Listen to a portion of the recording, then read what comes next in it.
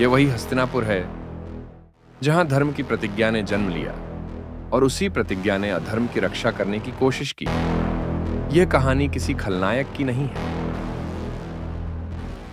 यह कहानी उस योद्धा की है जिसे दुनिया महान कहती है, लेकिन जिसने अधर्म को रोकने के बजाय अपने ही हाथों से उसे युद्ध जिताने की कोशिश की।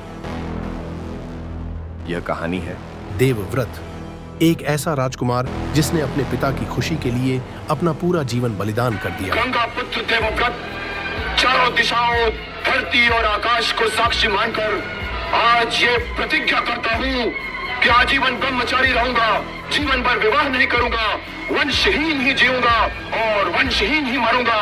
ये मेरी अखंड प्रतिज्ञा है।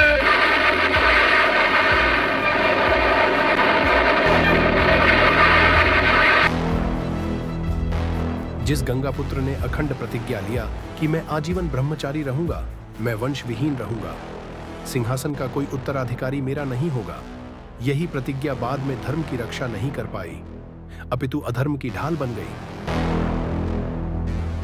हस्तिनापुर का मजबूर महामंत्री विदुर ने भी कम अनुनय विनय नहीं किया। गंगापुत्र भीष्म से कहा, हे तात, आप तो राजा को आदेश दे सकते हैं, आप ही हस्तिनापुर को बचा सकते हैं, अपने कुरु राजवंश की कुलवधू की लाज बचा लीजिए। द्युतकीड़ा में द्रौपदी के चीर हरण के समय ही गंगापुत्र भीष्म ने अधर्म को नहीं रोका, वे चुप रहकर अधर्म के पक्ष में खड़े हो गए और कहा, राजा का आदेश ही मेरा धर्म है। विदुर ने पुनः कहा, हस्तिनापुर के महाराज तो पुत्र मोह में हैं, आपने तो हस्तिनापुर की रक्षा की प्रतिज्ञा ली है, अगर कुरु राजवंश की कुलवधू की लाज नहीं बचा तो सिंहासन को आप भी नहीं बचा सकते। जिस दिन अन्याय के सामने चुप्पी साध ली जाती है, उसी दिन धर्म मर जाता है। राजसभा में जुआ खेला गया और नारी को दांव पर लगाया गया। एक स्त्री मदद के लिए पुकारती रही, लेकिन भीष्म चुप रहे। कुंती ने अपनी वधू द्रौपदी से कहा, उस दिन अधर्म ने वस्त्र नहीं उतारे, बल्कि उस दिन धर्म का मौन उतरा था। भीष्म ने अधर्म का साथ इसलिए दिया क्योंकि उन्होंने राजा की सेवा को ईश्वर मान लिया। उन्होंने प्रतिज्ञा को सत्य से ऊपर रख दिया। उन्होंने न्याय से ज्यादा राजभक्ति चुनी। उन्हें पता था कि दुर्योधन गलत है, फिर भी वे बंधे हुए थे। मैं जानता हूं यह अन्याय है, पर मेरी प्रतिज्ञा मुझे बांधती है। आखिरकार युद्ध शुरू हुआ। एक ओर सत्य है, दूसरी ओर अन्याय, और अन्याय की सेना का सेनापति बना देवव्रत भीष्म।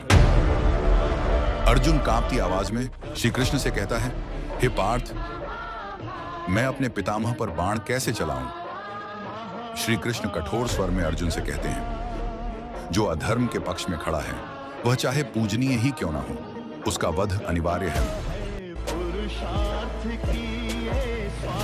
युद्ध तो प्रबल था, चारों ओर करुणा और चीत्कार है। लाखों मारे गए, अभी लाखों मारे जाने वाले हैं। शिखंडी की आड़ में अर्जुन ने बाण छोड़े और भीष्म बाणों की शैया पर गिर पड़े, और पितामह युद्ध भूमि में ही बाणों की शैया पर गिरे लेटे हुए हैं। जब उनसे मिलने अर्जुन और कृष्ण आते हैं तो अर्जुन उठता है, सर के पास जाकर बेतहाशा बैठ जाता है।